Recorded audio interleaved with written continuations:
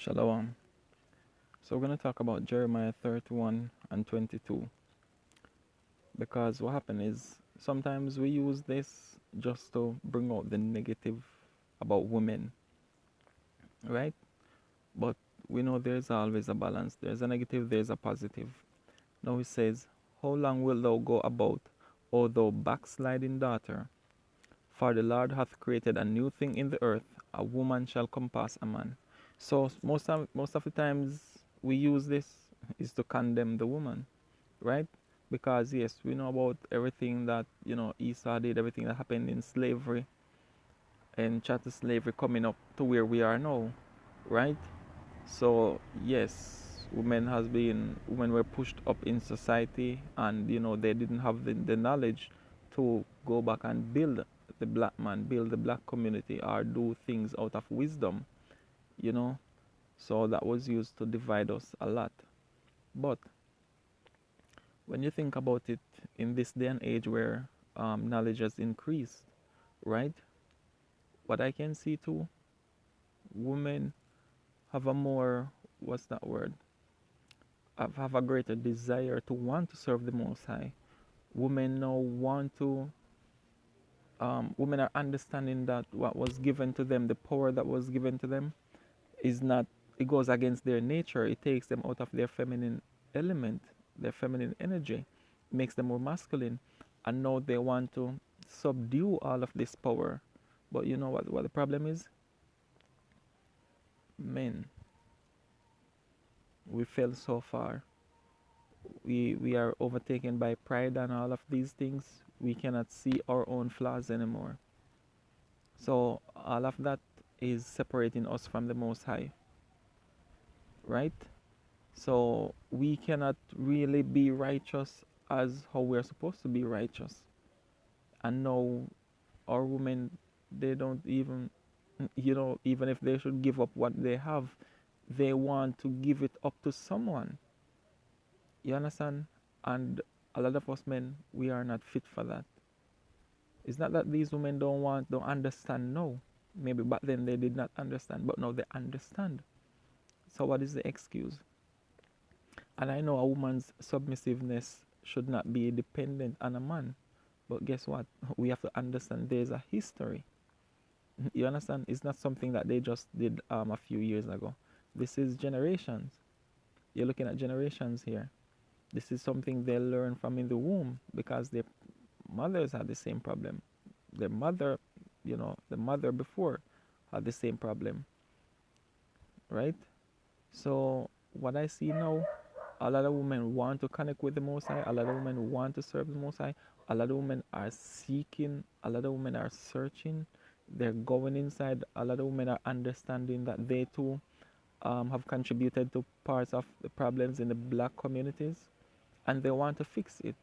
But guess what? They cannot do it alone. You understand? And like I said, this is nothing new, because when you look back at the Pharisees, you had so many spiritual leaders back then, right? But I'm just gonna use one example: Mary, the harlot, right? Why when the Messiah came on the scene, she was brought back to who she should really be. It's the same thing today. A lot of women out there who are doing all types of things, but they want to do the right thing. But because a lot of men have not reached that state, that's why we cannot first convert ourselves so we can convert these women. We don't heal ourselves so we can heal these women. So they are walking around with all these, demons that they're struggling with, all their spiritual battles. Because guess what? Us men, we have not become spiritual enough to cleanse them, to clean them. The only thing we do is really condemn them. What's happening here? The only thing we actually do is just condemn them using the Bible. We don't use the Bible to wash, to clean. And the problem is we don't clean ourselves with it. And so men are falling away from this truth. The only thing that we are able to do is quote scriptures. But in terms of how we live, how we deal with people, how we deal with our women. No, even the women are compassing men in this department. You understand? And this is why you see the churches are filled with women still, because there's some part of them that is seeking, even though they don't understand or they don't know what they're really seeking. Because, like I said, we men who are supposed to be leaders and supposed to be doing the right thing, we're not doing it. And the women, they will continue to go astray. They will continue to go back to the old tendencies because they are searching for something. They're waiting for somebody to come and show them the way. We have too many broken men and too many prideful men in Israel. The women will always be ahead of us. So we keep talking about they need to submit. What are we doing? All right, I understand. Women need to submit, but what are we doing as men? What reasons are we giving them to, you know, put down whatever they got from Esau, from the system? There's nothing there. We need to take the stance. We need to be the leaders, the priests that we are supposed to be, that we were ordained to be. And this is a next problem to a lot of us men.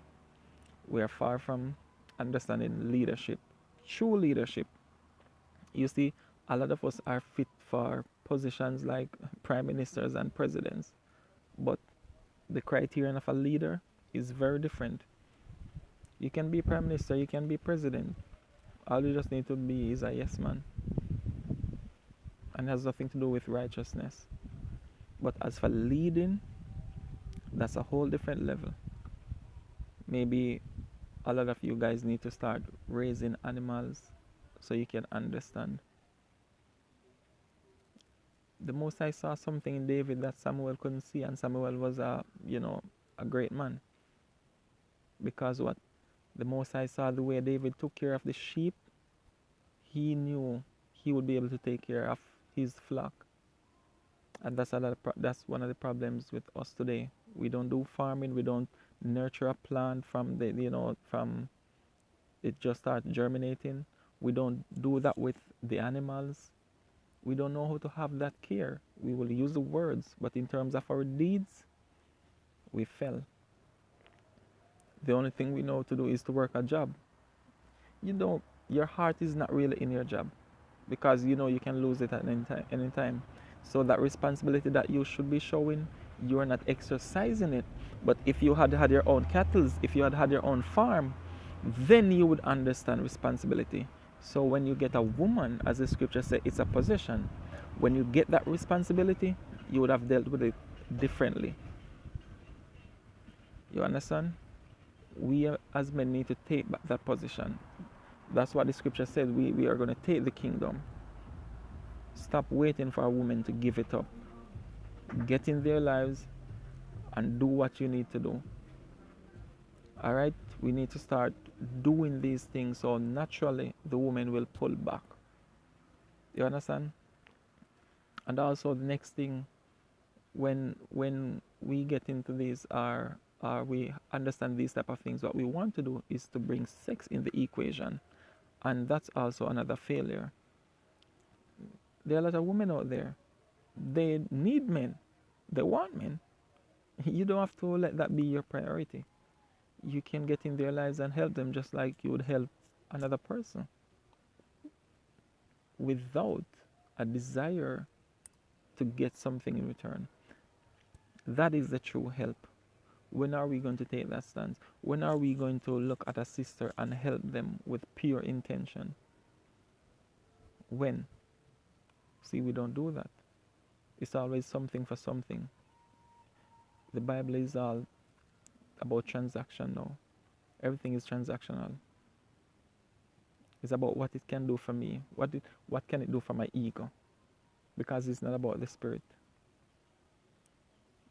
We have to take the stance. All right? And then naturally the woman will fall in their right places. It's not something that they will have to do or you'll have to ask. Once you're doing what you're doing, then by default, they will fall in place. But if you're staying on the outside and just talking, what is that going to do? You're only going to stir up their ego more. And then they're going to remain the way they are. Once we fix ourselves, you don't need to worry about anything else. You don't need to worry about the world outside. Everything will fall in place. All right?